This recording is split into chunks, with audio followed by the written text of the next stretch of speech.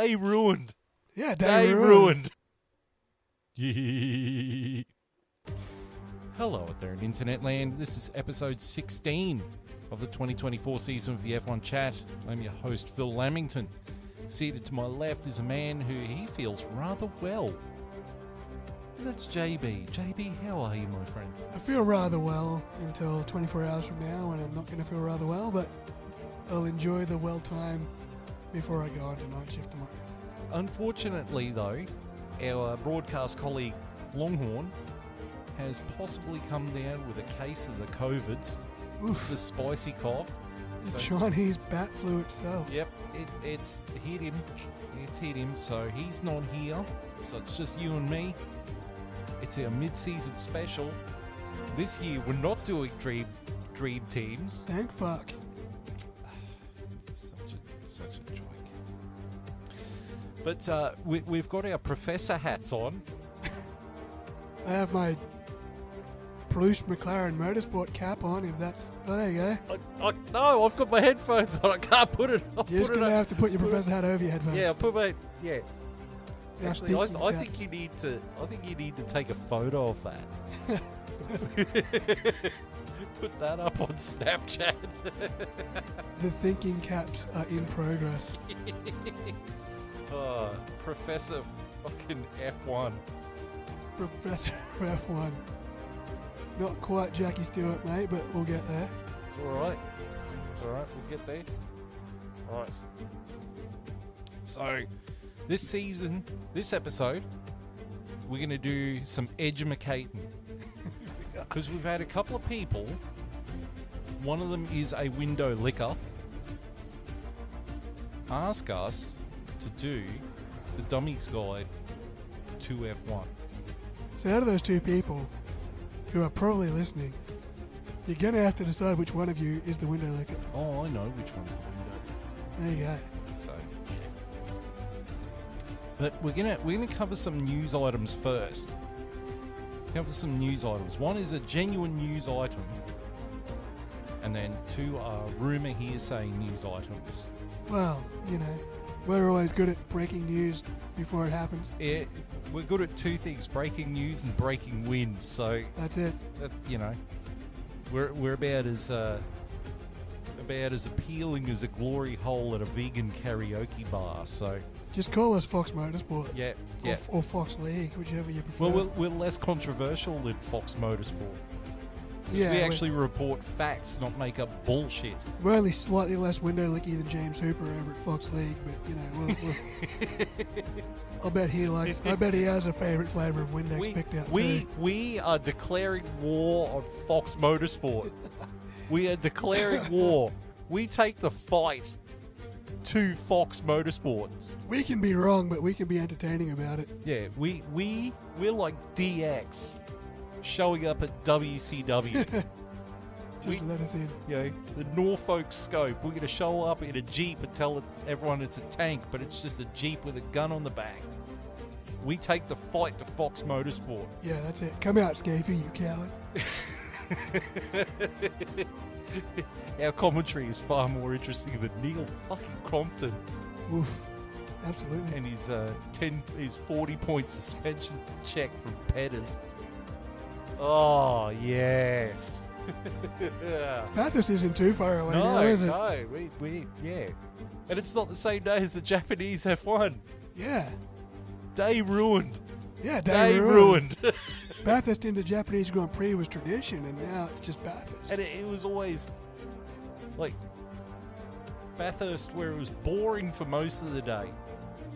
Then the last 2 hours are really awesome. Then you flick it over to the F1, and it's just the Japanese F1 washed out. That's fucking like 6 inches of rain. Yeah.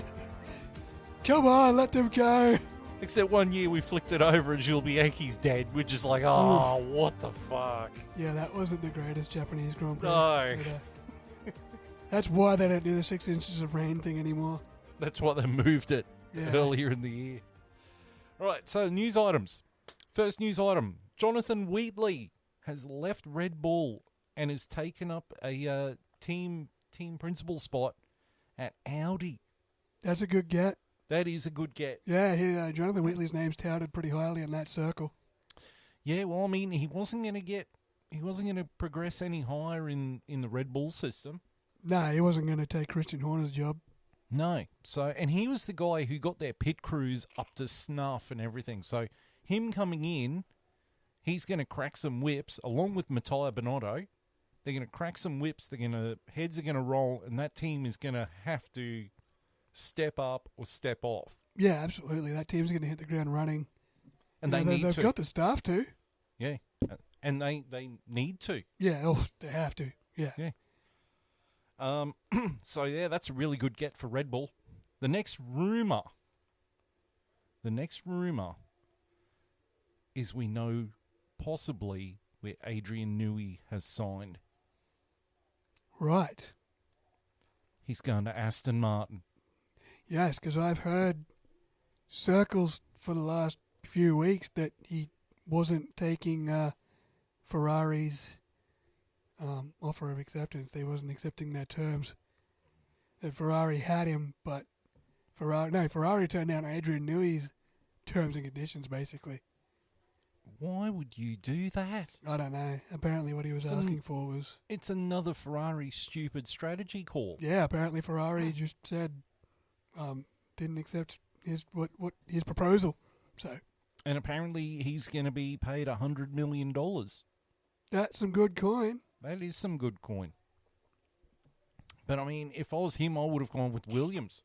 Is Aston Martin teaming up with Honda? In 2026, yeah. That's convenient timing for Adrian Newey, isn't it? Yeah. To get to aerodynamically design a Honda-powered car. Yeah. I wonder where he's done that before. He's doing it right now, actually. Yeah. Well, for the most part. Yeah. So, sweet. So the 2026 Aston Martin's going to be like the 2023 Red Bull. Yeah. Very good. Yeah. Very good. Except no Christian Horner involved. Except Lance Stroll's driving it, no one Max Verstappen. And Fernando Alonso.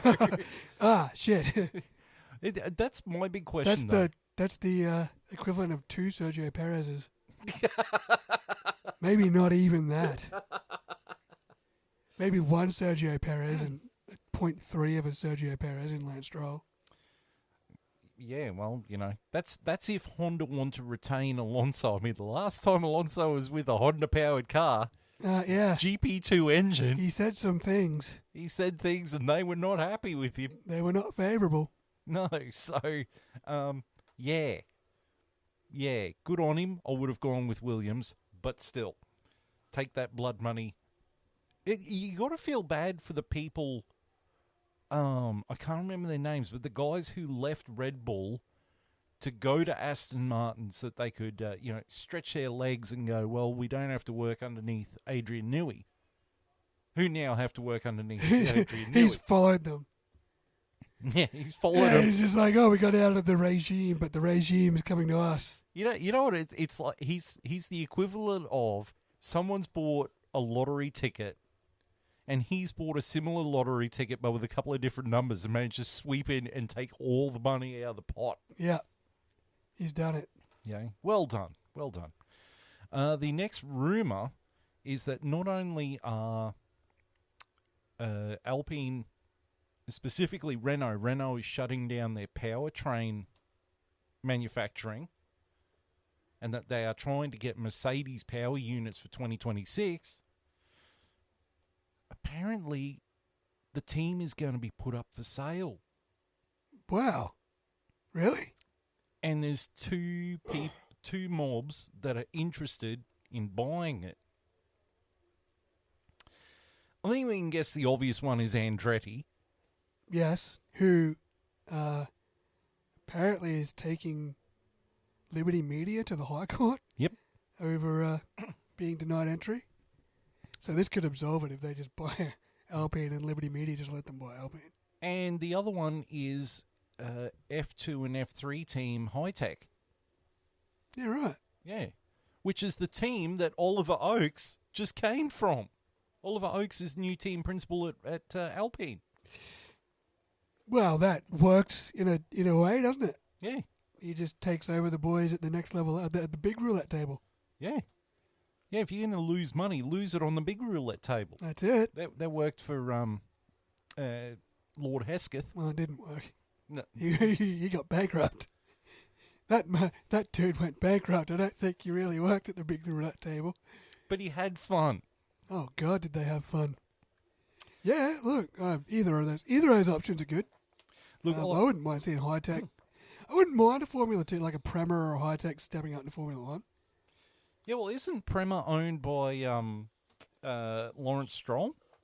I think so. I'm not sure. Well, it was when his son drove for them anyway. Yeah, when they did the little sneakies. Yeah, ask a rocket-powered Mohawk. Yeah, you want some history there. Yeah. I honestly don't think Andretti want to buy the team. I think they want to buy their position. They have no interest in the factory, the staff, any of it. Because they'd have their own. Yeah, they got their own stuff. They're building their own factories. They don't have an entry. And they're still like, we're still building shit. Yeah. We're going to get there. They deserve to. Yeah, that's right. They had no reason to be denied. And Liberty Media is going to have to face the music in the High Court now. Yeah. Because, I mean, the FIA approved it. Yep. I don't see why they you know what I mean? Actually, let's go for a bit of a hunt here on my computer because I've got it. I actually have it. This is a nice little deviation here. The Andretti document of denial. Oh, wow. Yes, I've had this on my computer all year and I forgot to use it when this story broke. Well, what a great time to use it. I know. So, 2023, the FIA published an invitation called The Invitation to see if teams want to join F1. And Andretti were like, yep, we want in. Get us in. Let us in. So the review process was consideration of the likely competitiveness of the applicant's entry and its impact on value. Number 2, consideration of the applicant's arrangements with respect to the supply of power units and the impact that those arrangements would have on the applicant's competitive performance. Research into the potential benefits the applicant might bring in terms of fan growth and fan engagement, as well as a review of the equivalent materials prepared by CT Group on behalf of the applicant, consultation with key stakeholders to understand their view of the value that the applicant would bring, and consideration of the operational impact of their existing circuits by adding an 11th team, consideration of likely impact of applicants' entry on the commercial rights holders' financial results as an indicator of value, and consideration of the applicant's financial sustainability based on the materials provided. Our assessment did not involve any consultation with current F1 teams. Bullshit. However, in considering the best interests of the championship, we took account of the impact of the entry of an 11th team on all commercial stakeholders in the championship. Now, so we skip past all this stuff.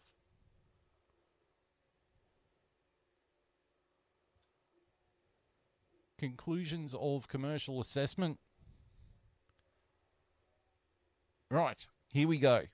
This is the reasons why they got dumped at the altar.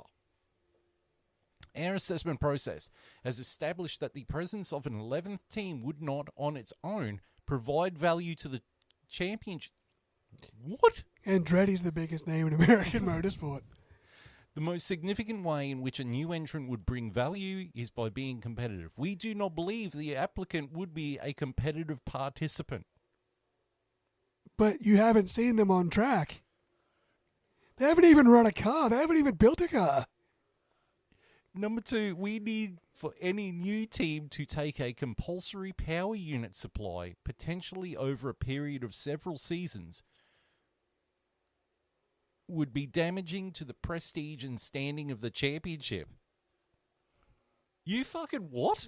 The need for any new team to take a compulsory power unit supply would be damaging to the prestige of the championship. That was because when they signed up, they wanted a 1-year deal with Renault to run Renault engines so that GM could get their own power unit up and running and then use GM power units from there. Right.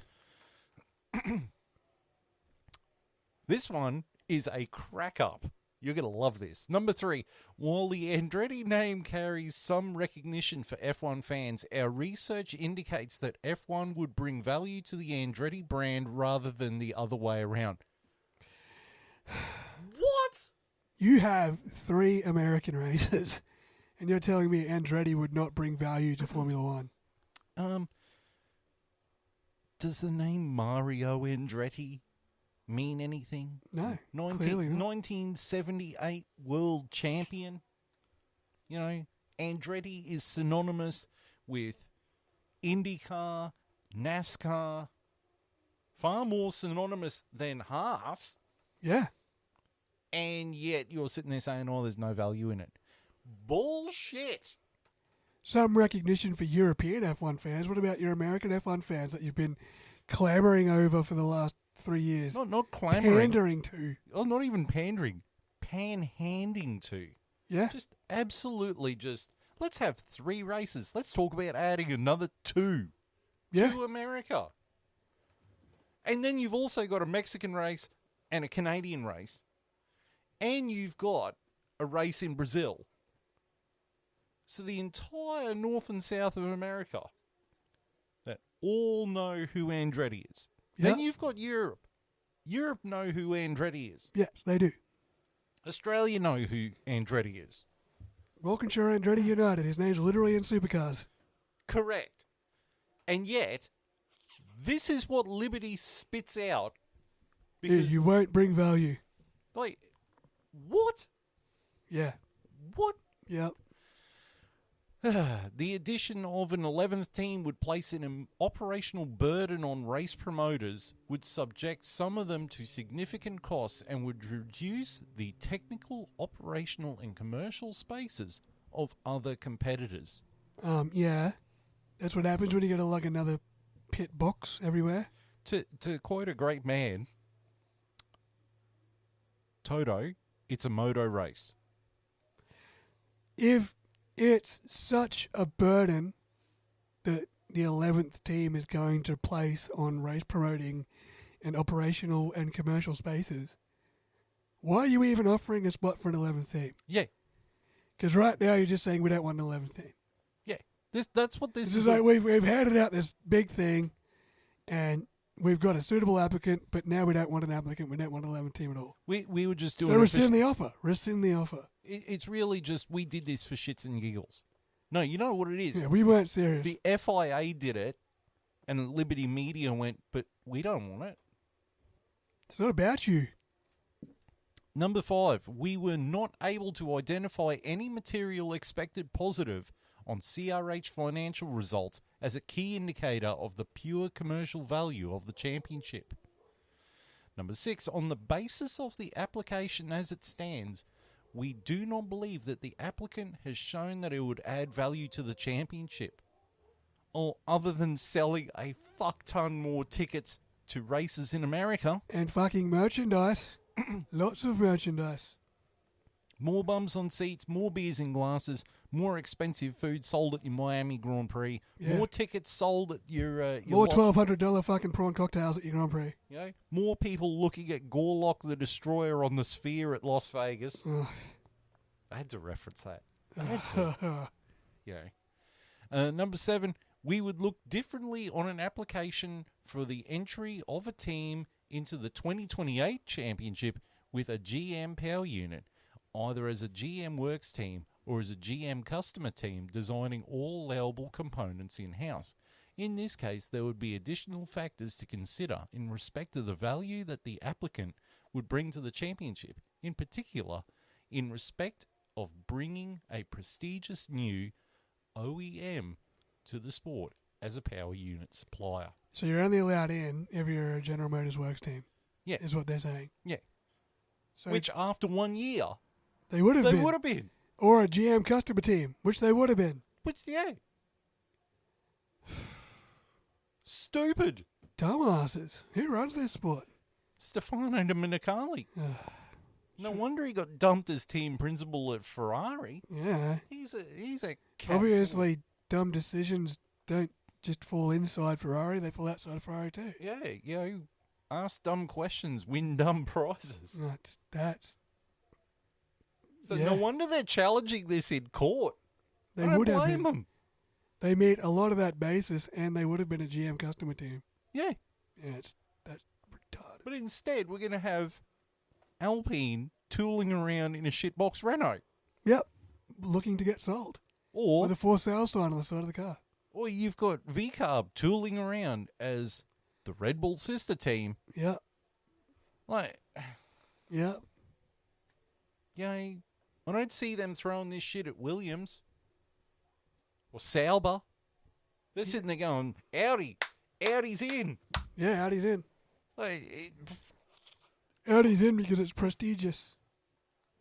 but you don't want an American team, a genuine American team, that's employing American people to make an American F1 car with an American engine. Yep.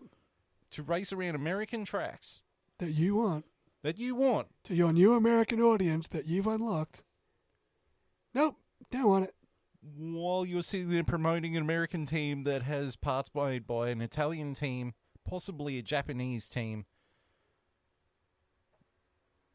and the chassis is made by Dallara. It's based in the UK, even though its owner is American, but he doesn't want to spend money. Yeah. You got one American team that would have gone about it the right way, and one American team that's feeling its way around in the dark and doesn't really know what it's doing. And hasn't known what it's doing since day one. With a cheap team boss. Yep. That's what they want to go with. I'll rest my case, Your Honour. Mm-hmm. Right. So that's the awful bit. That's the news bit. The bit o' news.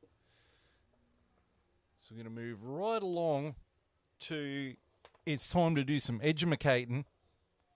Time to do some teaching. Pa doing teaching and stuff. I got to dumb myself down. In order to get on your level of intelligence, I got to dumb myself down. Come here and speak to these white trash. I got to dumb myself down. Dumb myself down. Dumb myself down. His nephew is the Intercontinental Champion now too. Yeah. Bron Breaker. Who's been training with Goldberg. Yes, because he's got a Goldberg tattoo on his arm. Yes. And yeah, he does a spear better than Goldberg. Well, yeah, Goldberg was pretty proud of it. I heard him on the Chris Van Fleet podcast the other day. He's like, yeah, Bron, because he's really close with the Steiner brothers. Yeah. It's like, I know Bron since he was a baby, and now he's out there. I have to object to something in that interview, though. His match with Undertaker, and he tried to pin it on Undertaker that his match was crap, even though he's the one who gave himself 2 concussions before he went out there. No, he put his hand up and said he had 2 concussions. And then at one point he's like, Undertaker reckons, I should have done something. No shit. It's like, well, Taker on his podcast said, well, it was hot.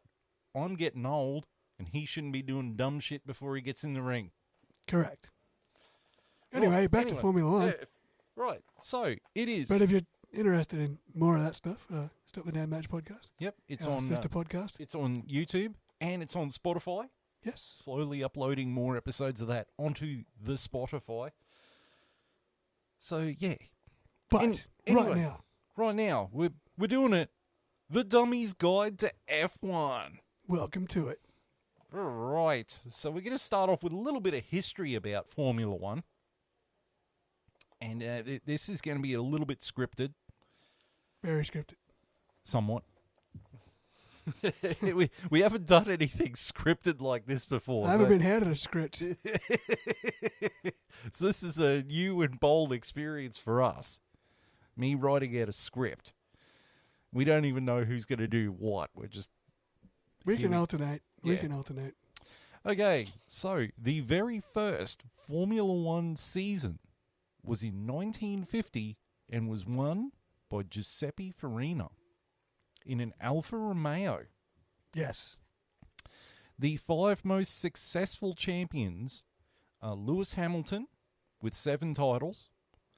The Michael Schumacher with also 7 titles. Better driver. 111 Fangio, who was Argentinian. Everyone thinks he's Italian. He's Argentinian. He had 5 world titles.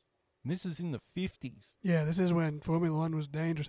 Manuel Fangio is actually the driver that Ayrton Senna regarded as the greatest of all time. And that's high praise. When the GOAT's calling another player the GOAT, that's high praise. Even Michael Schumacher was like, Fangio was the man. Yeah. You know. Yeah. And back in those days, safety was not a factor. Yeah, you crash, you die. Fans got killed. Yeah, fans got killed. Graham Hill drove into a tree. The plenty of stuff went on. Yeah. The 4th most successful driver is Sebastian Vettel with 4 world titles. And the final most successful driver is Alain Prost with 4 titles. But the current champion, Max Verstappen, he has 3 championships. If he wins this year, he will overtake Alain Prost on the list.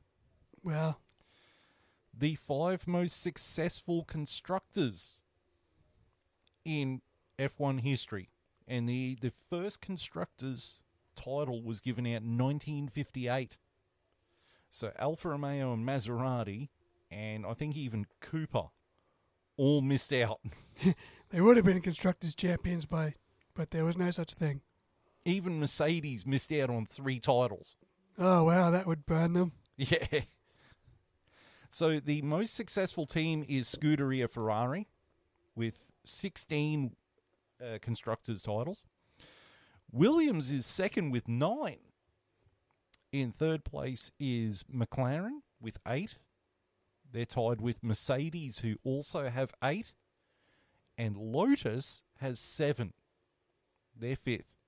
But if the current Constructors' champions, Red Bull, win the Constructors' title this year, probably not, they will be tied with Lotus. And if McLaren win the Constructors this year, most likely, they are going to be tied with Williams. Hey, fingers crossed, man. Hey, anything can happen. Charles Leclerc might start winning races. That's it. Look, after the mid-season break, we'll find out if, who's kept the momentum and who's lost it.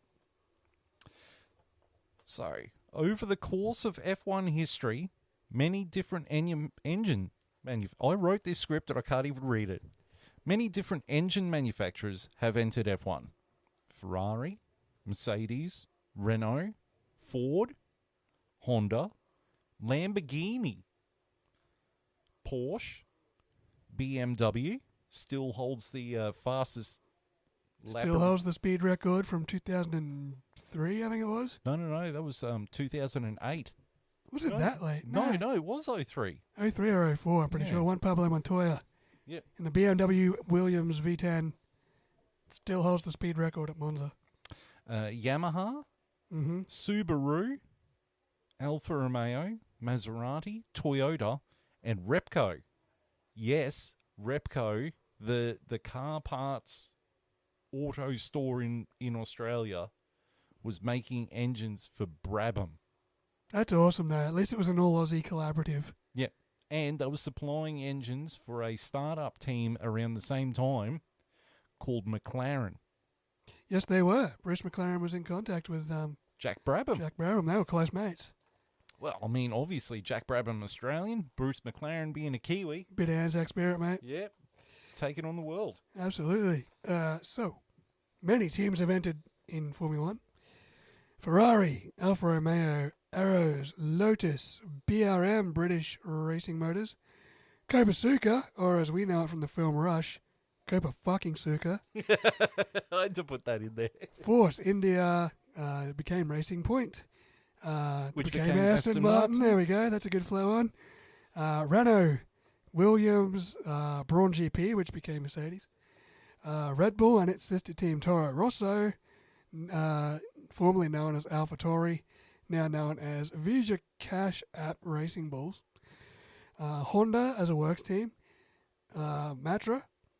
Mercedes as the works team. Super Aguri. What else we got? Marussia, Life, Simtech. Simtek was the team that Roland Ratzenberger was driving for when he passed away. Yep. And his teammate was David Brabham. Really? Yep. That's scary. What have we got? Pacific. Footwork. Benetton, which is where Michael Schumacher won his first world title. Jordan. BAR, British American Racing. Super Aguri Stewart, obviously Jackie Stewart's team. Jaguar. Toyota, Sauber, BMW, the American team Haas. McLaren, originally from New Zealand, now in Woking, in Britain. And Australia's own team back in the day, Brabham. Many drivers have driven in F1. Lewis Hamilton, Max Verstappen, Michael Schumacher, Juan Manuel Fangio, Sterling Moss, the greatest driver who never won a championship. Yes. Sir Sterling Moss. The great Niki Lauda. Mm-hmm. Kimi Räikkönen, the Iceman. Yes. Damon Hill and his father Graham Hill. Alberto Ascari. Ralph Schumacher. You can't leave Ralph out. He was actually quite good. He was a good peddler. Mika Hakkinen.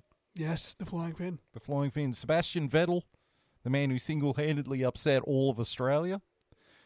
James Hunt. Oh, yeah. Jackie Stewart. Alain Prost. The great one, Ayrton Senna. Jacques Villeneuve. Yep. Fernando Alonso. Nigel Mansell. Jack Brabham. Australia's own Jack Brabham. Australia's own Alan Jones. Australia's own Mark Webber.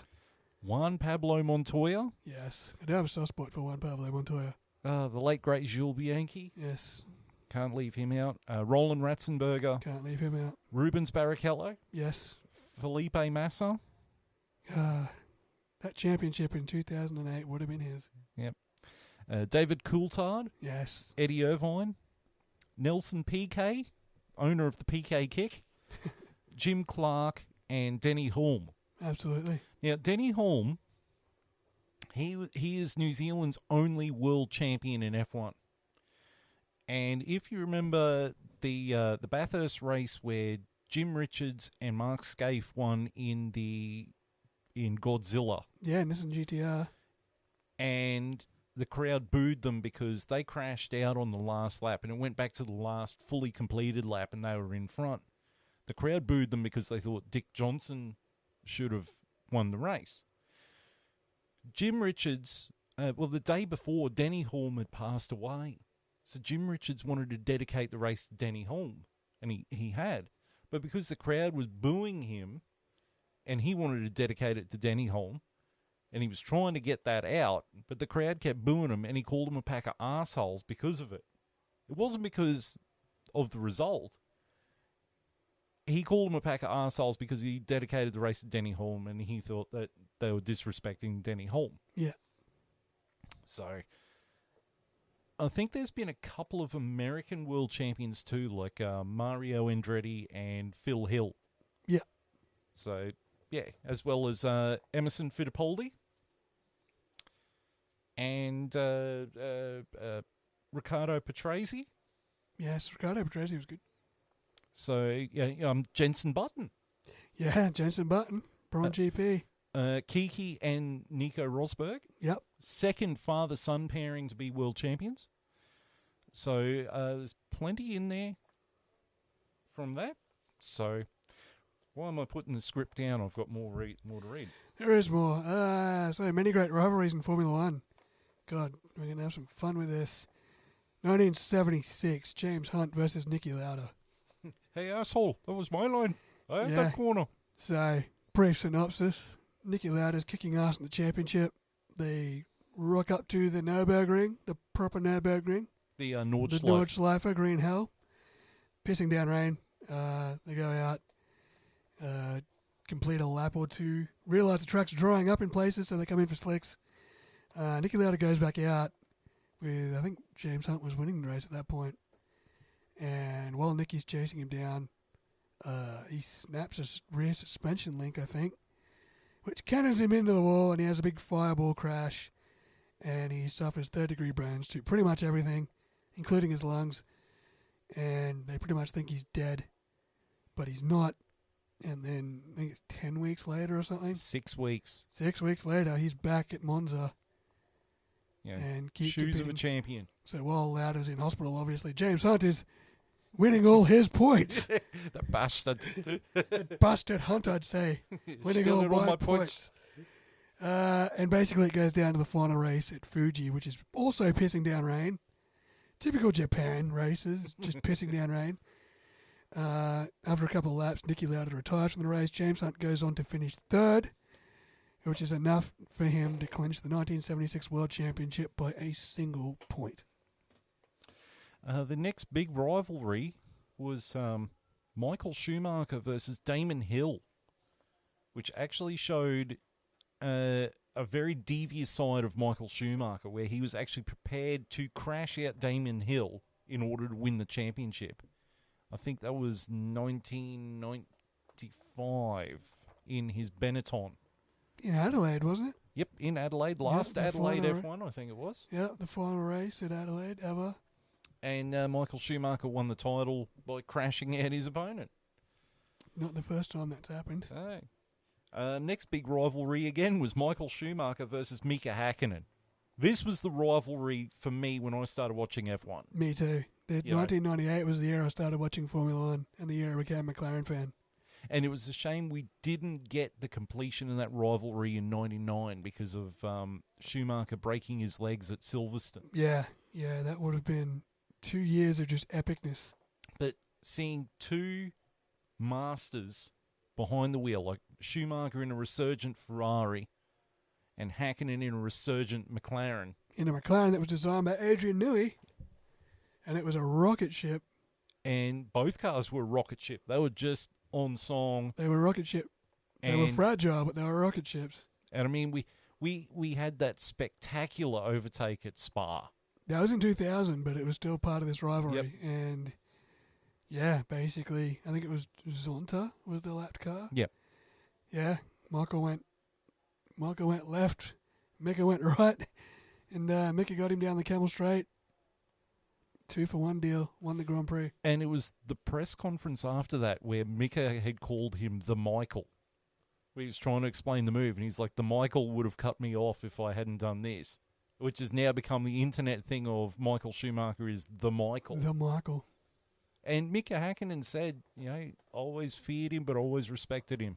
Absolutely. And it was the same with Michael, Michael. Yeah, Michael Schumacher was quick, and Mika Hakkinen was balls to the walls quick. Flying fin. This is the most recent rivalry, which is Lewis Hamilton versus Max Verstappen. 2021. Lewis Hamilton fans are still complaining about 2021. They still want 8 beside his name, but it's still 7, baby. It was the greatest season of Formula One I've ever seen. I mean, this year's one is shaping up to be pretty good, but 2021 was this to close out those regulations. This one went down to the wire. The final lap of the final race, and those infamous words, Mikey, this is so not right. And then hearing Michael Massey, the race steward, go, Toto, it's a motor race. We went car racing. Yeah, was that our first season doing this? Yes.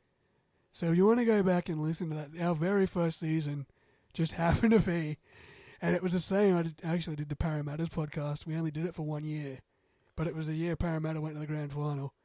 So for 2021, our first year doing this podcast, we had the greatest season of Formula One ever. In 2022, we fluke it at the Parramatta's podcast, and Parramatta go to the grand final, so everyone gets to ride all the emotions with us. Yeah, just phenomenal. And our broadcast colleague, Longhorn, he got into F1, really hooked into it that year. So he came in. I think his first episode was the Jeddah Grand Prix. That's when shit started kicking off. That's when Max brake checked Lewis or whatever it was. He's like, wow, you came in for the most intense races in the most dramatic season ever. What a way to debut. And then he gets to watch what unfolded at Abu Dhabi that night in Abu Dhabi. Yeah, amazing. But beyond that whole year, what started in Imola when Max didn't back off, hip and shouldered. Monza when they wound up in the gravel track together. Silverstone where Lewis tried to murder him.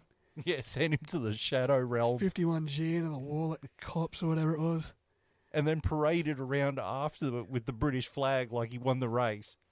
Yeah. Well, meanwhile, Max Verstappen's in hospital getting checked up to see if he's got a concussion or anything wrong with him. Yeah. You know, well done, Lewis. But at the end of the day, Max got the belt. for the first time ever, Max Verstappen is champion of the world, as Crofty said. The next big rivalry was 2007. Lewis Hamilton versus his own teammate Fernando Alonso versus Kimi Raikkonen in his first season at Ferrari. Yeah, this one derailed McLaren's chances of championships. McLaren shot themselves in the foot with this. The young, up-and-coming rookie Lewis Hamilton versus the guy who was supposed to be the established world champion team leader, Fernando Alonso. But rookie comes in and starts winning all these races. And Fernando Alonso suddenly goes from golden child to not golden child and chucks a Spanish-blooded tanty. And then Kimi Raikkonen just sneaks in through the back door and wins it. By a point. By a point. But I mean, Kimi Raikkonen started the year off phenomenally. I mean, they went to Melbourne and he won it. Yeah. And I mean, I because I'm a big Michael Schumacher fan, I was just like, this guy is the guy who Michael Schumacher retired because of this guy. Yeah. And I watched the race. By the end of the race, I'm like, holy Christ, Kimi Raikkonen, he is our man. Yeah. He's the dude. I even text my mate Albert, who he was a bit of an F1 fan. And I text him going, because he's like, oh, how's it going in the race? I'm like, Kimi Raikkonen just fucking won. And he's going, oh, I bet you're not happy. I'm like, I'm doing backflips, dude. Hell yeah. Mixed feelings. Like we replace one with another. Oh, yeah. Yeah. But the most intense rivalry in F1 history, Prost versus Senna. Yeah. McLaren, 1988. 89 and then 90 with Prost in the Ferrari. Yeah. Just amazing. Yeah. Japan, 2 years in a row. They just took each other out. Yeah, 1988. Senna tries to get him in the chicane. Prost doesn't move. They take each other out. Prost wins the championship by a point, I think. Well, yep. Ayrton doesn't win the championship. And then 89. Off the lights. Senna just drives him off. It was... And he later did reveal that it was intentional. He did that on purpose. Oh, obviously, he wasn't lifting. Yeah. But yeah, no, that was intensity. That was two brilliant drivers. That was a changing of the guard as well. That was Alan Prost being the established dominant guy and Ayrton Senna being the rookie coming through and being, the goat he is, coming and dethroning Alan. And even after then, like when Prost went to Williams, he had a clause in his contract saying, I will not be in the same team as Senna. Yeah. So they signed Senna. Prost wins the title and retires. And then we get to 1994. Senna's in Williams, but it's not a great car at this point. No. And then he dies. Yeah, he and died. Prost retired. So the day, but I think it was the morning of, they actually mended fences and became and sorted out their crap. Yeah. And then he passed away. And then the thing that I don't have COVID, I swear. The thing that really surprised Prost was when he got a phone call from, I think it's the president of Brazil, saying the Senna family has asked you to be a pallbearer. Yeah. He thought that was the highest honor. And he did it. He was just like, yes, I'm there. And he was a mess at the funeral, as everyone would have been. The whole country went into 3 days of mourning. That's beyond, basically, to relate that to anything is probably like the Queen passing away. Yeah. But this is in Brazil. Yeah, he was royalty. He was royalty. Right. So, F1 has gone to many different countries for races. South Africa at and they are planning on going back there again. Yeah. Not Kyalami, though. Somewhere else. Oh, that's true. Yeah, but they are looking at South Africa. Do not let Herman Tilke design the track. A South African Grand Prix, I don't know where, but it wasn't Kyalami. But Yeah, they are looking at that currently. France has hosted a few with Dijon, Magny-Cours, Paul Ricard. Yeah. Russia with Sochi. Hungary, obviously with the Hungaroring. Yeah. Belgium, Spa-Francorchamps. Best track on the calendar. Australia, we've had Adelaide, and now we've got Melbourne. Yep. Albert Park. Argentina has hosted a race. Mm-hmm. Obviously, Brazil. Yeah, Interlagos has been there forever and a day. Senna country. Yep. Mexico. Yep. 2 versions of the Autodromo Hermanos Rodriguez. United States. They've had a few. We've had Phoenix. Dallas. Caesar's Palace. Yeah. The current one in Texas. Miami. Las Vegas. And they were talking about a Chicago one and a New York one. Yeah, they did race at Watkins Glen back in the 70s, which is near New York. Yeah. That wasn't actually that bad a track. It's a nice track to drive. Yeah. Mm. Maybe they should look at that track. Nah, it's a bit short. Yeah, but, Canada. Yep. Obviously in Montreal. Circuit de Gilles Villeneuve. Yep. Abu Dhabi. Yeah, Yas Marina Island. Bahrain. Yep, Sakir Circuit, both layouts. Saudi Arabia. Yeah, the Jeddah Street track is amazing. Azerbaijan. Yeah, Baku. That's a dangerous track to get it wrong. Turkey. Yeah, Istanbul Park is still one of my favourite tracks. I wish they'd bring that back. Austria. Yep, Red Bull Ring, brilliant track. Germany. Hockenheim. Old Hockenheim. Look, yeah.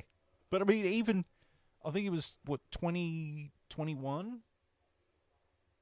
It's 2021 when they had the German F1 where it was just a wet fest. No, I think it was like 2019. Was it? Yeah, because Mercedes was dominating and then both Mercedes crashed out. And we partied. And Max Verstappen won the race. Yeah, and it was like raining. That was voted the best race of the decade. Yeah. That 2019. Oh, it was great. It was a brilliant race. And it's even on the crappy version of Hockenheim. Yeah, not even the good version of Hockenheim, which they can never go back to. But I mean, I always go back to, I think it was 2000.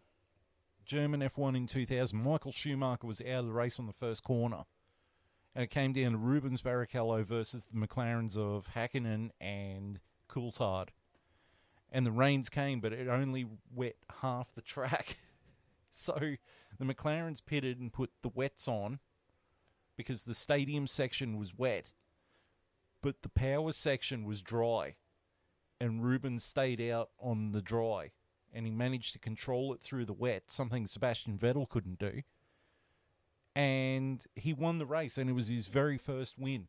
And he was bawling like a baby on the podium to the point where Mika Hakkinen had to put his arm around him and go, "It's okay, mate." Nah, it's amazing. And it's, nothing better than hearing the sound of a V10 engine going through that forest. Oh, man. That track was amazing. We've also got Italy. Monza. Spain. Circuit of Catalonia, Barcelona. Although that is going to be the Madrid street track next year. And we've also had a race at Valencia. Street Circuit. Yes, we have. England. Silverstone and Donington. Silverstone, many other tracks. I mean, in the early seasons. Brands Hatch. Snetterton. Yep. Many tracks. Because they're all converted runways. Yeah, they're all old World War II runways. China. Yep, Shanghai. Japan. Fuji. And Suzuka. Yep. Malaysia. Sepang. The Sepang circuit's still one of the best circuits on the calendar. It was before Herman Tilke lost the plot. The Sepang circuit is still brilliant. Like MotoGP still goes there every year, and it's still a brilliant track. I don't know why they don't try and bring it back. Singapore. Yep, Singapore Street Circuit. Been there twice. Yep. Imola. Yep, brilliant track. And the jewel of the crown, Monaco. Yeah. Can't the jewel leave of the out crown. Monaco. You can't leave out Monaco. As stale as a race as it is, it's still the crown jewel. It's still the one the drivers want to win. It's still the hardest track. Over F1 history, engines have evolved. Yes, they have. At one point, they were using V12s. Naturally aspirated and turbocharged, I think. No, yep. I think it was... Yeah, because the McLarens, the Honda McLarens that Prost and Senna had were turbocharged V12s. Yeah. They had V10s, Still the best sounding engine to this day. and then in the 2000s they went to V8s. Yep. And at one point, even during the 80s, they were running V6s. Safety has also evolved, with groove tyres introduced after Roland Ratzenberger and Ayrton Senna's death in 1994, which first showed up in the 1998 season. Yeah, that's to slow the cars down mid-corner, give them less grip. And then in 2016, I think it was, the Halo cockpit device was introduced after Jules Bianchi's passing in 2014 at the Japanese F1. Yeah, controversial at the time, but revered now. I'm sure Charles Leclerc is thanking the Lord for that one. And Romain Grosjean too. Yeah. Well, it was Grosjean that caused it, wasn't it? Well, With Charles Leclerc? yeah, possibly. I mean, but he also went through an Armco barrier and burst into flames. True. And he survived? Well, he wouldn't have survived if he didn't have a halo. He would have had no head. Very true. Very true. Because Yeah. that was a very common occurrence in back in the day. I'm pretty sure that happened at Watkins Glen, where, who was it that got decapitated?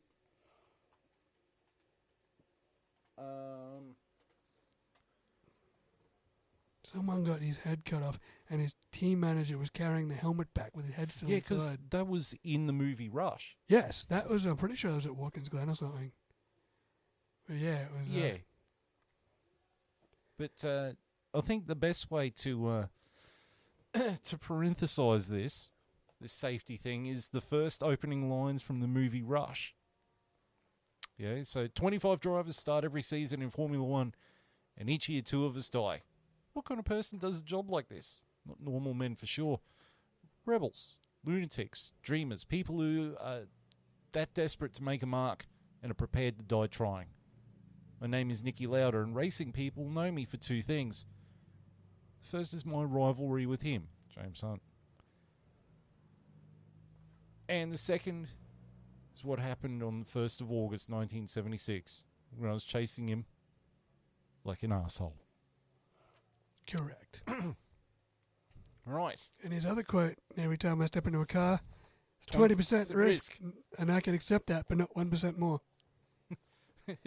Don't be a percentages fan. Don't be a pro, don't bring numbers into it. You're killing what's great about the sport. You'll kill the sport. Right, F1 in the modern era. So F1 today is a very different animal to when it started in 1950. Teams now run power units, which are broken down into 4 components. The ICE, or internal combustion engine, which is a V6 engine.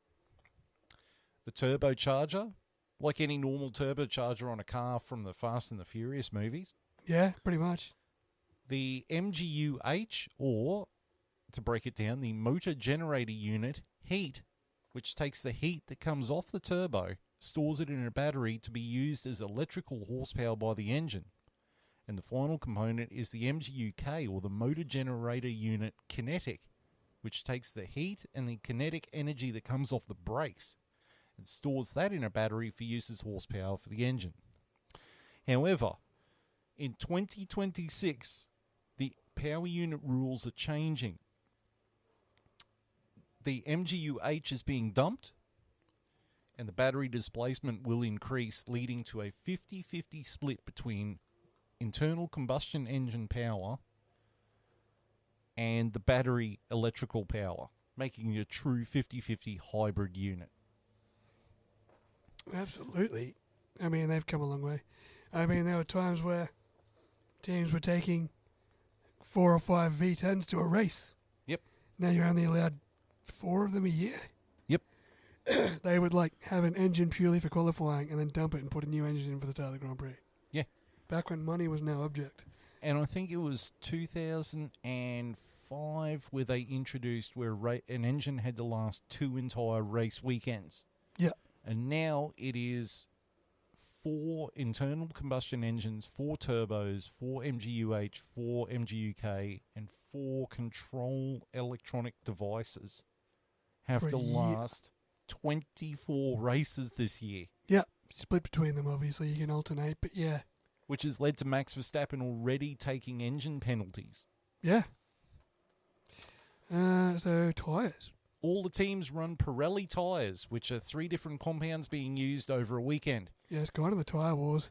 Yeah, that was a shame. Yeah, Bridgestone and Michelin used to have tyre wars in the late 90s, but Pirelli became sole supplier in 2013, I think. Yeah. And yeah, so basically that was the end of the tyre war. Although Bridgestone was the sole supplier before that. Yeah. Pirelli has 6 different compounds of slick tyre, from the C0, which is the hardest, to the C5, which is the softest, and designate the 3 compounds to be used by each team for the weekend. The soft compounds for the weekend are marked with red Pirelli writing. The medium has yellow writing, and the hard tyre has white writing. Soft tyres heat up faster and have more grip, but wear out faster than hard tyres. If it is raining, the teams have the option to use the green banded intermediate tyres that have limited groove cut into them like a common road tyre, or the blue banded wet tyres with deep grooves cut in to disperse water easier and to give the most amount of grip in those conditions. Over the course of the race, all drivers must use at least 2 different compounds of tyre, unless it is a wet race that dries out. Then they can use whatever they like. Yeah, if it's a wet to dry race, you can start on wet tyres and then use whatever. If it's a purely wet race, you can use whatever. But if it's a dry race start to finish, you have to use a softer or medium, or a softer, medium and a hard, whatever compound. Soft to medium, or medium to hard, or soft to hard, whatever you want to do.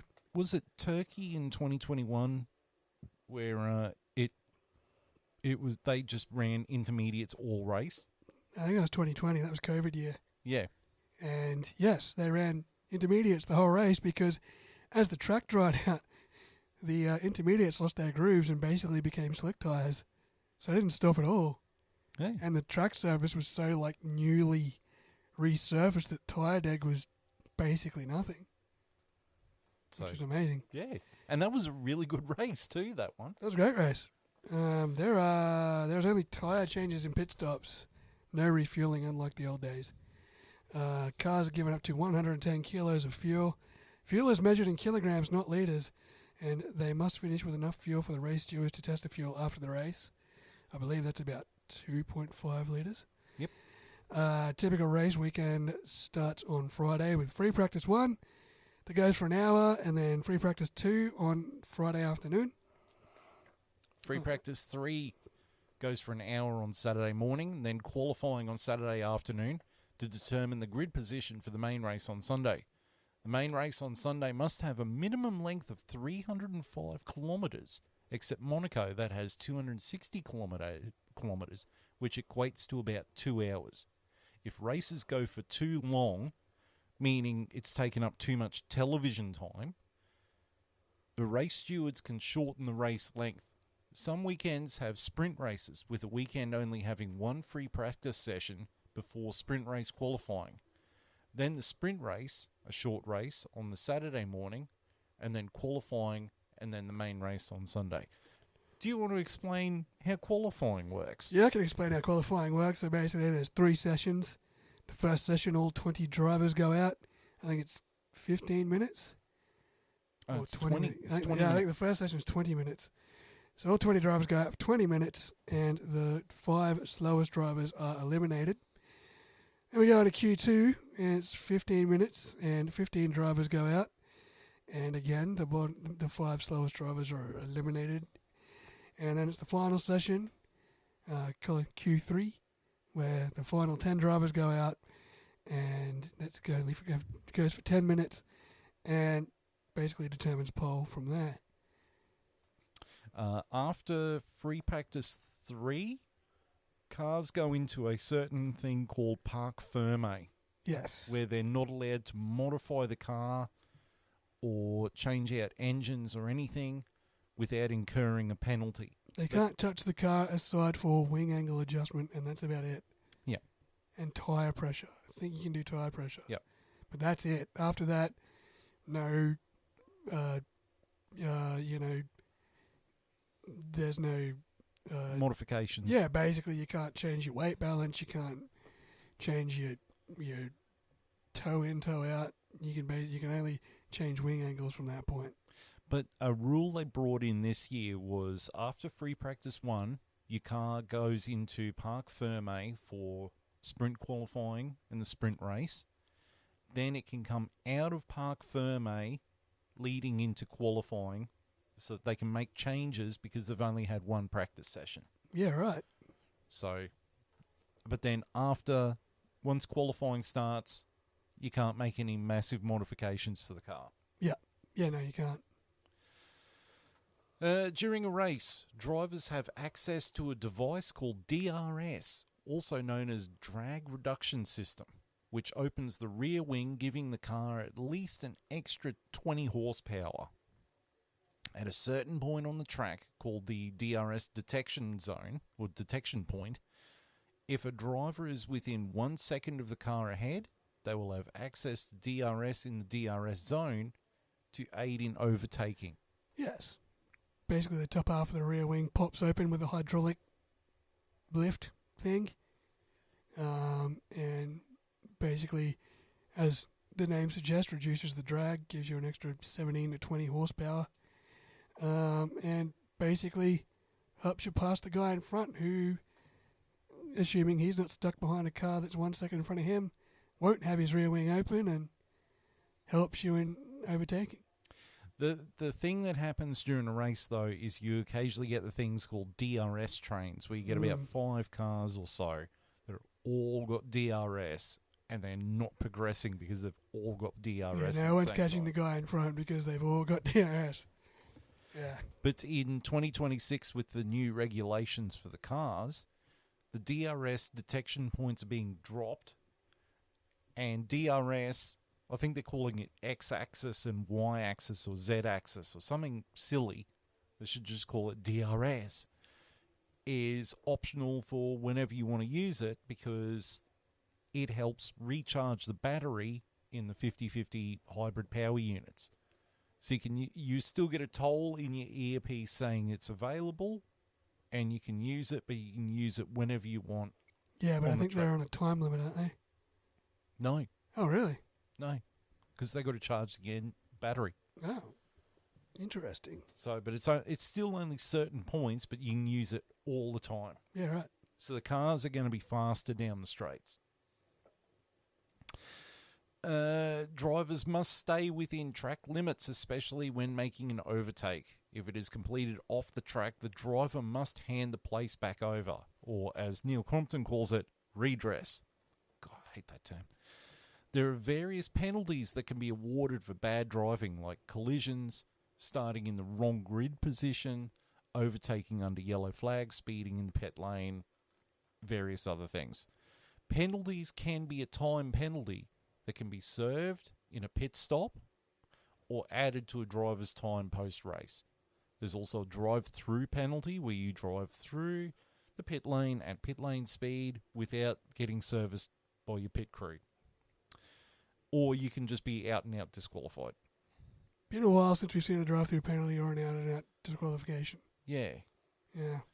If a car is damaged, they are shown a black and white flag, signifying that they need to go to the pit to get repaired or they will be disqualified because their car is unsafe. Blue flags are for drivers who are about to get lapped by faster cars so they do not hold up those faster cars. Yeah.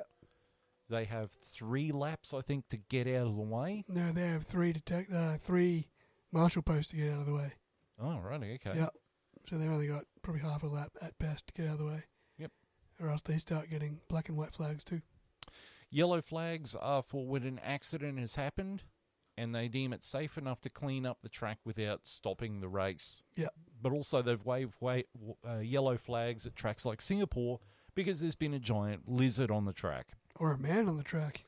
Yep, man on the track. Or a deer. Yep. Oh dear. It's a cow with horns. Yeah. Oh dear. You can't overtake in a yellow flag zone. Yeah, no, you're not allowed to overtake and you're supposed to slow down. Yep. Red flags stop the race completely if an accident has happened and the track barriers have been damaged and need to be repaired to maintain the safety and integrity of the track. Yeah. If an accident occurs, sometimes the VSC or virtual safety car is issued where all the drivers must slow down and drive to a delta time. I don't think that's very reliable, but... Yeah, some delta times are a bit questionable than others. But sometimes a proper safety car it gets deployed where a car drives around the track and all the other drivers follow behind that safety car until he gets called back in and then the race resumes. Yes. With a safety car, if there are cars that are lapped, after 2 laps, they get an indicator saying they have to unlap themselves. So they get to drive past the safety car and drive all the way around and resume their position at the back of the train. Mm-hmm. Which was the point of contention in 2021. It was a bit contentious when only some of the lapped cars were allowed through, not all of them. And as soon as they got past the safety car, they turned the lights off of the safety car and gave them 1 lap of racing so that Lewis Hamilton could lose. Happiest day of my life. Pretty amazing. So that's the safety car. On the very rare occasion that the start-finish straight is blocked because of an accident, the safety car will take the cars through the pit lane instead. But it's a very rare occurrence. It has happened, but it is a very rare occurrence. Yeah, you don't see many. No. And some tracks, I think like Abu Dhabi and Silverstone, it's just too complicated to take them through there, so they'll just red flag the race and clean it up. Yeah. A winning driver gets 25 points, second place gets 18, third place gets 15, fourth place gets 12, fifth place gets 10, sixth place gets 8, seventh gets 6, eighth gets 4, ninth gets 2, and 10th gets 1 point, with all points going towards the drivers' and constructors' points tally. A bonus point for fastest lap if you set the fastest lap and finish inside the top 10. Yeah. The sprint race has 10 points for first, going all the way down to 1 point for 8th. That's it. Right, so now we get to the teams. All right. Right, so the current teams, the first team we've got is Red Bull Racing, the current constructors and drivers champions. Yeah, the back-to-back.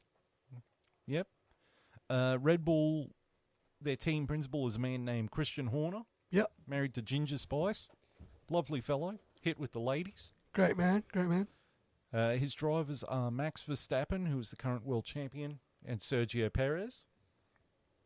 And they currently run Red Bull powertrain power units, which are developed in-house, except most of it actually comes from Honda. Yes. Honda, they actually acknowledge Honda on their car now. And Honda makes all their spare parts. Yep. But in 2026, they leave Honda and have hooked up with Ford. Ford is making their return to the F1 grid in 2026, partnering up with Red Bull. The next team would be, well, we'll go with Ferrari, Scuderia Ferrari. The team principal is a man named Fred Vasseur, a Frenchman at an Italian team, or as we call him, Uncle Fred. The drivers are Charles Leclerc and Carlos Sainz Jr. Carlos Sainz is the son of 3-time WRC world champion Carlos Sainz Sr. They run Ferrari power units and the most successful team in F1 and have been in every season since 1950. Yep. Have not missed a year. The next team is McLaren. My guys. McLaren's team boss is Andreas Seidel. Yes. But the team owner, or team CEO, sorry, is Zach Brown. Yeah. They have got Lando Norris and Australian Oscar Piastri driving for them. And they're what's known as a customer team. They run someone else's engines. They're running Mercedes engines. After a long time in the forest of running Honda, Renault, they went back to Mercedes and doing rather well. Their car is in Papaya. I wish they'd go back to the silver because that was... Look, Bruce McLaren's original McLarens were in papaya, so that's why. Yeah. So yeah, the Red Bulls, they're navy blue and yellow and red. And Ferrari's in red. Ferrari's in scarlet red. It's Marlboro red. Whatever. It's scarlet red, Marlboro red, whatever you want to call it. Yep. Tifosi red. Call it whatever. Maranello red. Yeah, the McLaren currently is papaya and black. It actually looks pretty nice, to be fair. The next team, we'll go by length of time on the grid, is Williams. Yes. Williams is probably the last of the private teams, but they were run by Frank Williams until he handed the team over to his daughter, and he passed away a couple of years ago, didn't he? Yeah, Frank, I believe so. And is now owned by a consortium called Dorilton Capital. Yep. Their team boss is a man named James Vowles. Ex-Mercedes guy. Current drivers are Alex Albon and Logan Sargent, or as we call him, Sogan Largent. Not for much longer. Not for much longer because Carlos Sainz is moving there. And they are also a customer team running Mercedes power units. Yep, and their car is blue. And Very black, blue. with a Duracell battery on the airbox, which is a nice touch. Yes. The next team is Mercedes AMG. Their team boss and 1/3 owner of the team is a Austrian man named Toto Wolff. Mm-hmm. He's got a lovely wife named Susie. How you doing, Susie? Here's my phone number. Their drivers currently are Sir Lewis Hamilton, but he is leaving for Ferrari next year, and George Russell. And because they are the Mercedes Works team, they are running Mercedes power units. Yep. And their cars are predominantly silver with aqua blue for their oil sponsor, Petronas. Yeah, and black. There's a bit of black on there too now. Yeah. They were primarily black for a long time, but and now they've come back. They run the Mercedes 3-point star on the car, but 1 star is a red star in honor of Niki Lauda. Yeah, good touch. The next team is Aston Martin. Yes. And Aston Martin team principal is a man named Mike Crack. Any excuse to throw that guy's name. Yeah, any excuse to say, to show Mike Crack out there.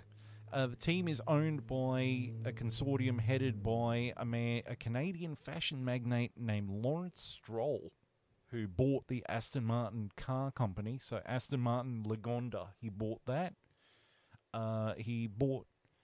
This team was originally started as Jordan back in 1990. Then it became, here we go, the history of this team. So it went from Jordan to Spiker to Midland to Force India when it was owned by Tony Fernandez. Then Tony Fernandez went broke and Lawrence Stroll bought it and renamed it as Racing Point. Then he renamed it as Aston Martin. Yep. His current drivers are Fernando Alonso, who is a 2-time world champion, and Lawrence Stroll's son, Lance Stroll. He was a window licker. Professional window licker and inbred. Yeah. They currently run Mercedes power units, but in 2026 they are swapping to Honda and becoming the Honda Works team. Yep, and their cars are British Racing Green and Fluoro Yellow. Yes. The next team is Haas. Haas is an American team, apparently, except most of their car is built by either Dallara or Ferrari, and they even have their main factory base at Ferrari in Maranello. They're American by name, but not by nature. The team owner is a man named Gene Haas. Yes. Who has Haas Automation. Yeah. Big name in NASCAR and the like. And Red Bull in Australian supercars uses Haas Automation. There you go. There you go. He's also allergic to spending money on the team. They started in 2016. They've had numerous liveries, which I think the best one was I think it was 2018 when they had the black and the gold like it was the old Lotus. The Rich Energy logo, which Yeah. was another debacle in itself. Yep. Their former team boss was a man named Gunther Steiner. Very popular. Very popular man, but he got ousted at the end of last year and replaced with a Japanese man named Ao Komatsu. Their current drivers are Kevin Magnussen, and who is the son of another Formula One driver named Jan Magnussen, drove for McLaren, and Nico Hulkenberg, the only man on the grid at the moment who has driven a couple of hundred races and never gotten a podium. Unluckiest man in Formula 1. But he is going to Sauber next year, and K-Mag is possibly out of a seat and is being replaced by Oliver Behrman from the Ferrari Driver Academy. Yep. And Esteban Ocon from Alpine. And they run Ferrari power units. Not very well. And the car is like black and white. Yes. Depends on the day of the week. Yeah. Alpine. Yeah. Alpine has a long history. They've been Renault. Then they became Benetton. Then they became Renault again. And won they won 2 world titles as Benetton with Michael Schumacher. Then 10 years later, they won 2 world titles with Fernando Alonso as Renault. Yep. Then the team got sold to Genai Capital and renamed as Lotus. With the black and gold livery and Kimi Räikkönen. And Mercedes power units. That car was actually half decent. Yep. And then they went back they bought the team back and it became Renault Sport, Renault F1. And then they rebadged it as their real fancy car range, Alpine. Yeah, the luxury sports car brand. Now, their team principal at the moment is a man named Oliver Oakes, who only just got the job 2 weeks ago. The team supervisor is a man named Flavio Brigatore, who ran the team in the 90s and the 2000s. The current drivers are 2 Frenchmen, Pierre Gasly and Esteban Ocon, with Pierre Gasly being retained, but Esteban Ocon moving on to Haas. It's up in the air. It's between Mick Schumacher and Jack Doohan, who's going to get the seat next year. And they run Renault power units. Yeah, and they're like blue and pink, or pink and blue, or black and red. For Deadpool and Wolverine. Yeah, because Ryan Reynolds is a part owner of the consortium. Oh, man. So that's... Thought he was smarter than that too, don't worry. Yep. But they've gone through so many team principals over the last 2 years, it ain't funny. Yeah, it's a bit of a shit show at the moment. So then we get Visa Cash App Red Bull, Racing Bulls. VCARB, which is the Red Bull sister team, the junior team, to develop talent or see if they're really crap and bin them fast so you say, holy Christ, they've been binned. Team boss is a man named Laurent Mekies, who was formerly working at Ferrari. The current drivers are Daniel Ricciardo from Australia and Yuki Tsunoda, the angriest man in Japan. And they are currently running Red Bull powertrains, or Honda Red Bull powertrains, power units. And their team base, unlike Red Bull, which is in Milton Keynes, unless you're at a trivia night and it's Austria, their team base is Faenza, Italy, which means they're Scuderia Visa Cash App Racing Bulls. The next team is... And they're like blue and white and red. Yes, it's a very nice car, actually. Yeah, it's actually not a bad livery. And I think we're on to the final team, which is Kick Sauber. Yes. Now, Sauber has been around since, I believe, 1992. And was started by a Swiss banker named Peter Sauber. And for the longest time, they were either a Mercedes B team, or for the longest time, they were actually a Ferrari feeder team and a Ferrari B team. In the late 90s, they were running Ferrari engines that were rebadged as Petronas, the same sponsor that currently has Mercedes. And at one point, they had another sponsor in a drink company called Red Bull. There you go. In 2006, I think it was, Peter Sauber got bought out by BMW and became the BMW Works team, where they had their most success, and I think they came either second or third in the constructors that year, in 2008, I think, with Robert Kubica, the first Polish driver in F1. But great financial crash happened, and at the end of 2009, they sold the team back to Peter Sauber and sort of limped on as a Ferrari B team. I think one season there they were running the previous year's Ferrari engine because they were just so broke. Yeah, they were floundering. But at the end of next year, the team is getting rebadged as Audi and becomes the Audi Works team. Yeah. Their home base is in Switzerland. Their team boss, at the moment, it was Andreas Seidel, who's formerly a McLaren, but he's ousted. The team CEO is Mattia Binotto, who was formerly team principal at Ferrari. The new team boss is a man named Jonathan Wheatley, who has just left Red Bull to go there. The current drivers are Valtteri Bottas and Zhou Guanyu. Mm-hmm. But Nico Hülkenberg is joining the team next year. Still got to determine the other seat. Might be Valtteri Bottas staying there. Currently running Ferrari engines, power units, but in 2026 they are swapping over to Audi power units. Yes, and they're green and black. So I believe that is all of the teams. Yeah.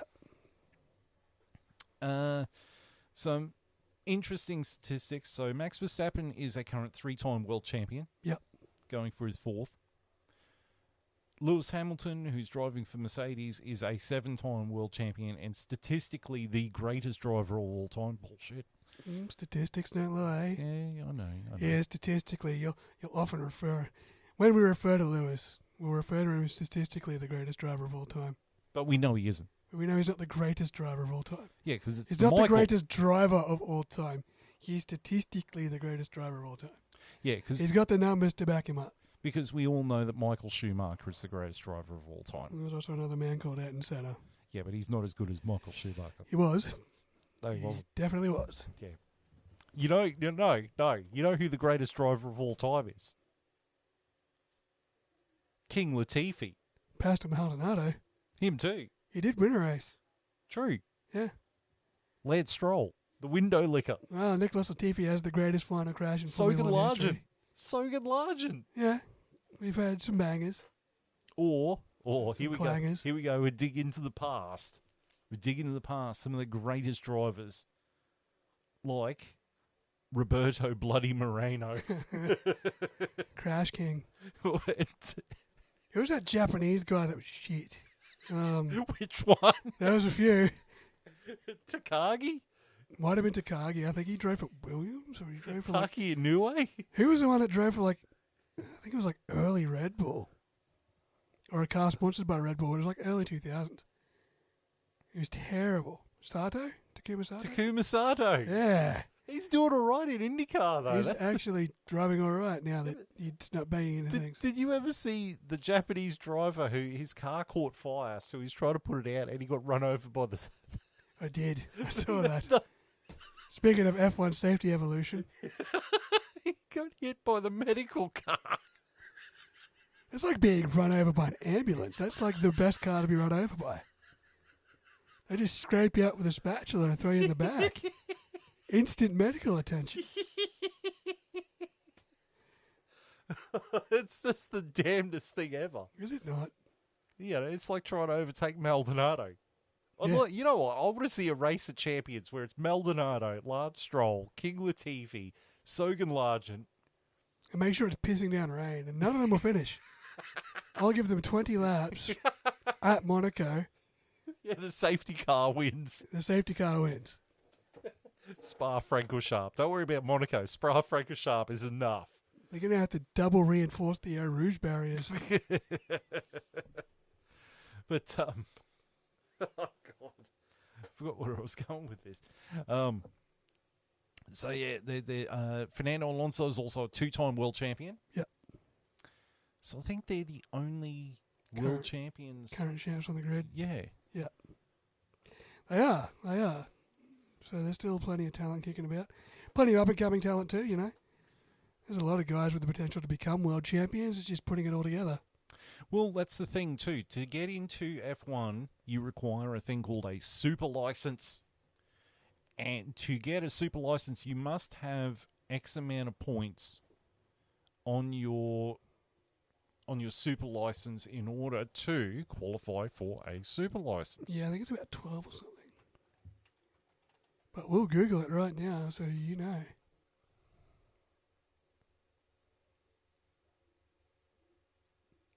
Right, so... Courtesy of F1.com. F1. It's great. Why does Logan Sargent need a super license? That is exactly what the headline is. What does Logan Sargent need to qualify? Drive better. Why can't no fast? Because it's in the fucking wall. Like King Latifi. Yeah. So, in order to earn a FIA super license, drivers need to meet a range of fundamental criteria. Firstly, they must be the holder of a current FIA International Grade A license, be the holder of a valid driving license, and be at least 18 years old at the start of their first F1 competition. They changed that rule after Max Verstappen got in at 16. Yep. And promptly won a race. Yep. You have to have accumulated at least 40 points on their path to F1. Now, there's many championships where you get X amount of points per championship. So if you win the FIA Formula 2 championship, if you finish in the top 3 of the FIA Formula 2, you get 40 points. But if you finish in first place in IndyCar, you get 40 points. Second place, you get 30 points. Third place, you get 20 points. Formula 3, you get 30 points for a win, 25 for second, 20 for third. Formula E. Now, Formula E is the all-electric. Yeah, we don't talk about that. It's like Dragon Ball GT. No one talks about that. We pretend it doesn't exist. It's like listening to people playing what with the heck? broken How buttons. the hell? Winning Formula E is the equivalent of winning Le Mans FIA World Endurance Championship in a hypercar. Winning the World Endurance Championship in a hypercar will give you 30 points. You can also get that by winning Formula 3 or Formula E. Yeah. Yeah, but it's then you get second place, where if you come second in Formula 3 or Formula E, you get 25 points. But if you come second in World Endurance, you get 24 points. Well, why is it 1 point less? Just to make it that much harder, you're gonna wind up with 39 points out of 40 at some point, and have to find a point somewhere. And then third place is 20 points.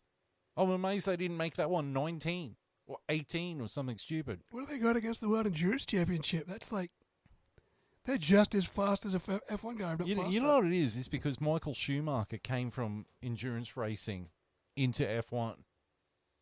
Should that not be? And they don't want another Michael Formula, Schumacher. Super Formula in Japan is only worth 25 points. Yeah, well, I mean, Formula Alpine is 25, 20, and 15. Super Formula is 25, 20, 15. Endurance LMP2 is 20, 16, 12. Super GT in Japan is 20, 16, 12. Regional Asian F3 is 18, 14, 12. Formula Regional Americas is 18, 14, 12. Formula Regional Japan is 18, 14, 12.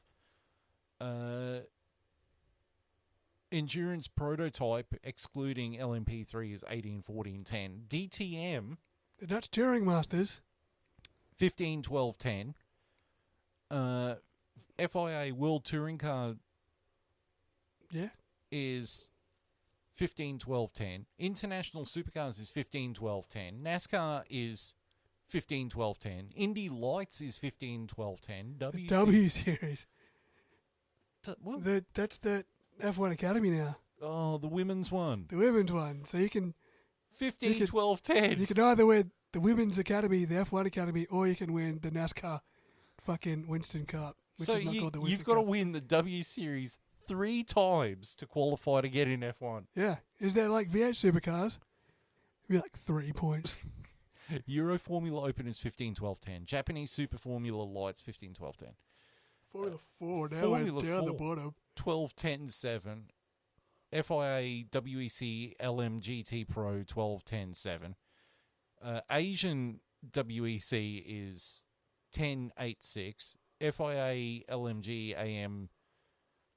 Bloody Jesus Christ! These initial. Let's find the cool ones. You know what? There are none. Oh, there's the Toyota New Zealand Championship. There you go. 10 points. 10 points, 7 points, 5 points. GT3 is 642. FIA karting 3 points. 4. That's 3. That's the senior category too. You can be fucking 12 years old and get as many points. You can be 3 years old, like Max Verstappen, win a karting championship and get 3 points. Here's the thing, though, right? Reading this, international supercars. I have a sneaking suspicion international supercars is... No, hold on, go back up. It has to be FIA homologed tracks, and none of them in Australia are. Not Bathurst, not fucking any of them. But Bathurst is one of the hardest tracks in the world. It's not FIA homologated because you can't fucking take your Formula 1 car down the dipper. What? You can, Jensen Button did. Twice. What a joke. And so did, was it Liam Lawson? Took the Red Bull around Bathurst as well? No, it was Daniel Ricciardo. No, it was supposed to be Ricciardo, but it wound up to be Lawson, wasn't it? No, I thought it was Ricciardo. Because Jensen Button took his McLaren around there. Yeah. And then someone drove the Red Bull around Bathurst too. Yeah. And then everyone was saying, why can't Formula 1 race at Bathurst? And there's a whole list as to why. Like, no, you can't. You'll die. Because it brings no brand recognition to Formula 1. Outside of Australia. Can you imagine more the of a benefit to Bathurst than Bathurst to Formula 1? The DRS straight down Conrod, someone will probably die. Someone will bang wheels, like Lance Stroll won't turn left, won't turn right, and everyone will die. You think Fabian Coulthard's crash in his fucking Bundy red Commodore on the first lap that year was fucking spectacular? Imagine someone at 330 k's an hour just barrel rolling through that sand trap. Yeah, but you know what will happen then? Someone will be dead. Yeah, Lance Stroll. Lance Stroll will cause the crash. He won't die, and then not take any blame for it. Yeah, that's right. He'll murder. It'll be someone. It'll be like Valtteri Bottas or someone. Bottas is dead. Lewis Hamilton. He's killed. He's Lewis murdered Lewis Hamilton, and then takes no blame for it. Stupid idiot brake checked in front of me. Some stupid idiot brake checked in front of you. No, he was braking for the corner. Yeah. And that's why we can't go to Bathurst. Damn you for braking for corners.